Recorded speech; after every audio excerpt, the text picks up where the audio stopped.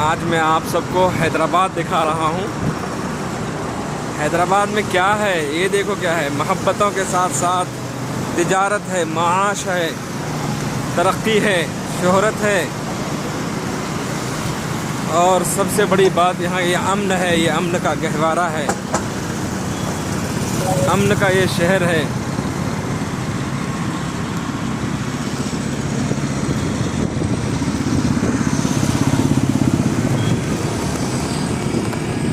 अमन का शहर हैदराबाद। ये आप हैदराबाद का मज़ा लें, रोशनी से नहाता हुआ ये फलकपोश इमारतें, ये ऊंची ऊंची बिल्डिंगें। अभी चलते रहिए आप साहब।